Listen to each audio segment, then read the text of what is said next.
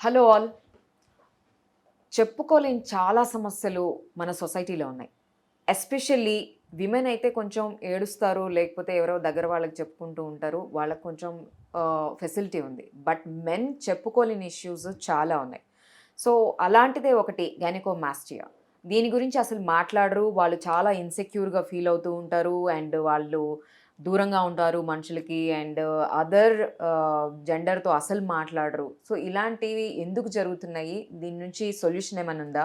ఇవన్నీ మాట్లాడడానికి మనం ఈరోజు శ్రీరూప్ కాస్మెటిక్ క్లినిక్స్‌కొచ్చాము. మనతో పాటు ఈరోజు డాక్టర్ రాజశేఖర్ సీనియర్ కాస్మెటాలజిస్ట్ ఉన్నారు.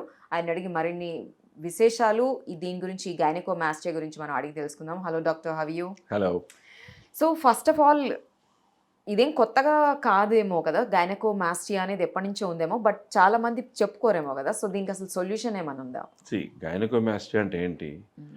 Gynaecomastia is abnormal growth of normal chest and glandular tissue in male. Okay. Male boobs అంటారు. మగవాళ్ళకి మేల్ చెస్ట్ ఎక్కువగా ఉండడం బాగోదు. అది ఆడవాళ్ళకంటే బ్రెస్ట్ అనేది డిఫరెంట్ ఇష్యూ.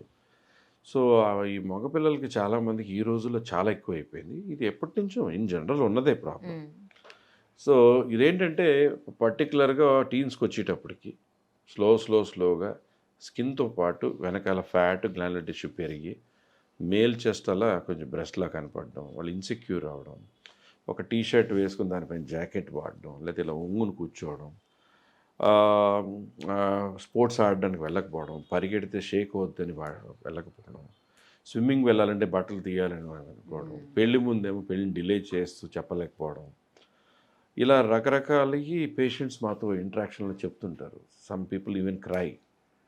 సో, అదేంటంటే ఇట్ ఈజ్ అన్ అడ్రెసబుల్ ప్రాబ్లం. దానికి ఏదైనా నాన్ సర్జికల్‌గా ఏదైనా మసాజెస్ చేస్తే తగ్గుతుందా? లేదా ఇంజెక్షన్ అంతా అబద్ధం. అది అసలు తగ్గదు అలాగా.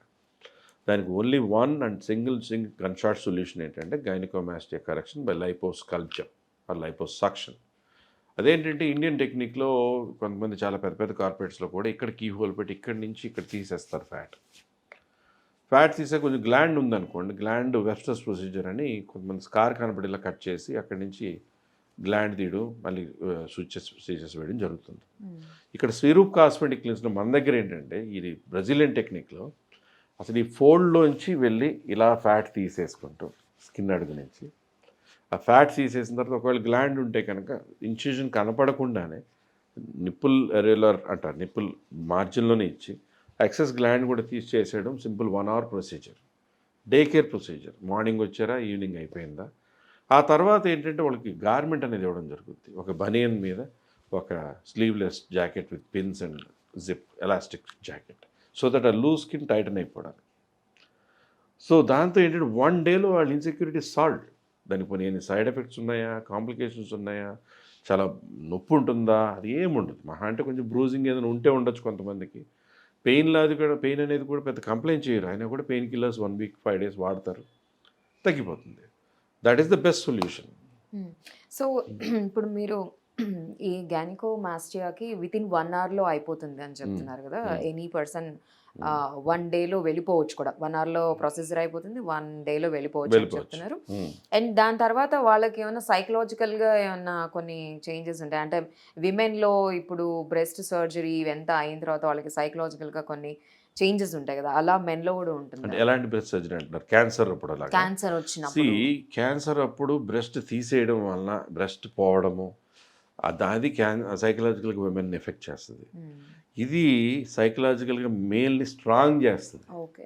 అంటే అతనిలో ఉన్న ఇన్సెక్యూరిటీ పోతుంది, అతనిలో ఉన్న బాధ పోతుంది, అతనిలో ఉన్నటువంటి ఆ క్లాత్స్ లూజ్ క్లోత్స్ వేయాలి, టైట్ టీ షర్ట్ వేయలేము, టైట్ బాడీ షేప్ షర్ట్స్ వేయలేము, ఆ బ్లేడ్లా కనపడకుండా ఇలా మేల్ ప్రెస్లో కనపడుతుందని మొత్తం ఇన్సెక్యూరిటీ ఆ రోజుతో వెళ్ళిపోతుంది. సో, ఎస్పెషల్లీ ఇది ఏంటి, ఏ ఏజ్ నుంచి ఏ ఏజ్ వరకు వాళ్ళు చేసుకోవచ్చు? అంటే ఇప్పుడు చాలామంది టీనేజ్‌లోనే ఉందనుకోండి. కరెక్ట్ చేసుకోగలిగి గూడా చెప్పకుండా కొంచెం కొంత ఏజ్ ఎళ్ళిపోవచ్చు. టౌన్స్‌లో లేకపోతే చిన్న చిన్న విలేజెస్‌లో అలా. సిటీస్‌లో అయితే ఓకే. వాళ్ళకి తెలుసు కాబట్టి వస్తారేమో. సో, ఆ ఏజ్ క్రైటీరియా వాళ్ళకి ఇది మీరు సజెస్ట్ చేస్తారు. 15 ఇయర్స్ తర్వాత ఎవరైనా ఆ ప్రాబ్లం ఉంది. కొంతమంది 30స్‌లో చేయించుకుని ఉంటారు. సాధారణ 20స్‌లోనే కాలేజ్కి వెళ్ళే ముందు పేరెంట్స్ తెలియడం, పేరెంట్స్ గమనించడం, దాంతో వాళ్ళని తీసుకొచ్చేది సింపుల్గా ప్రాసెస్ చేసేయడం. ఏముంది మార్కింగ్ చేస్తాం ఫస్ట్. మార్కింగ్ చేసిన తర్వాత అనస్థీషియా రూమ్లోకి ఆపరేషన్ థియేటర్లోకి తీసుకెళ్ళిన తర్వాత ఒక ఇంజెక్షన్ ఇవ్వగానే వాళ్ళు మత్తులోకి వెళ్ళిపోతారు. ఫెయింట్. సో దేని అనస్థీషియా సర్జరీ అయిందే తెలియదు. సర్జరీ అయిపోయిన వెంటనే రూమ్లోకి షిఫ్ట్ చేయగానే వాళ్ళ పేరెంట్స్నో వాళ్ళతో ఉన్న వాళ్ళని గుర్తుపట్టడం, కొంచెం డ్రౌజీగా 3 అవర్స్ ఉండడం, 3 అవర్స్ తర్వాత కూర్చున్నప్పుడు కొంచెం అటు ఇటు నడుస్తున్నారా, డిశ్చార్జ్. ఓకే. సో దీనికి కూడా అంటే ఇట్ ఈస్ ఆల్మోస్ట్ అన్ ఆపరేషనే కదా. ఆపరేషనే, సో చిన్న ఆపరేషన్.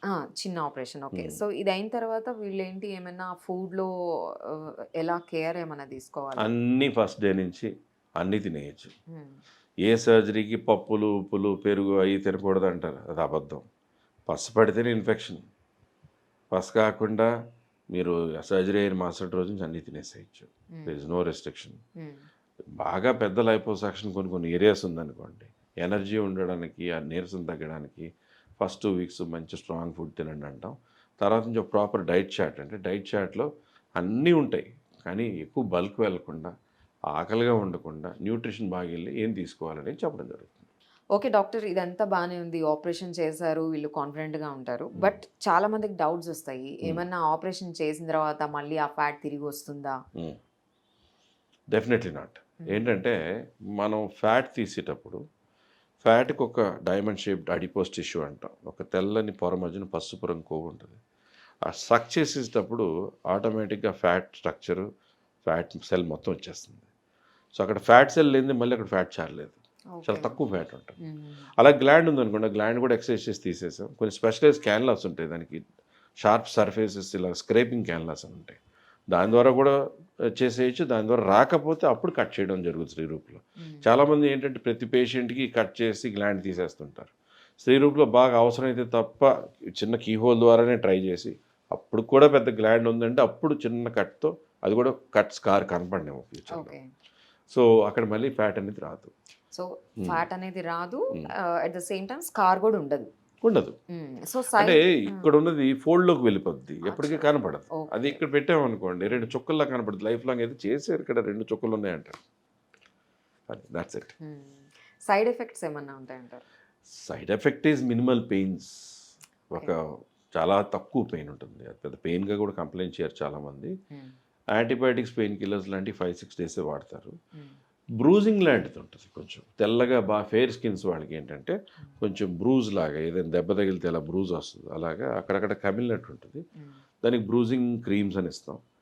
అది సర్జరీ అని మరుసటి రోజు స్నానం చేసేస్తారు. వాటర్ ప్రూఫ్ ప్లాస్టర్స్ ఉంటాయి. సో ఆ ప్లాస్టర్ అయిపోయిన తర్వాత స్నానం అయిపోయాక బ్రూజింగ్ క్రీమ్ రాసుకోవడం, టేక్ ఏ బనియన్, ఆ బనియన్ మీద యూజ్ అయ్యారు. ఇప్పుడు మీరు వీళ్ళకి ఒక స్పెషల్ బనియన్ ఏదో ఇస్తారు అని చెప్పారు కదా ఇప్పుడే, జస్ట్ కంప్రెషన్ గార్మెంట్. అచ్చా, ఓకే. సో అది ఎన్ని రోజులు వీళ్ళు యూజ్ చేయాలి? 2.5 months. 2.5 months. ఓకే. సో ఇప్పుడు చాలా మందికి ఇట్లా అయిన తర్వాత, ఈ గైనకోమాస్టియా ఆపరేషన్ చేయించుకున్న తర్వాత ఎప్పటి నుంచో జిమ్కి వెళ్ళాలనో సంథింగ్ వాళ్ళకి ఏవో ఉంటాయి కదా, చాలా కోరికలు ఆపుకొని ఉంటారు. You know that.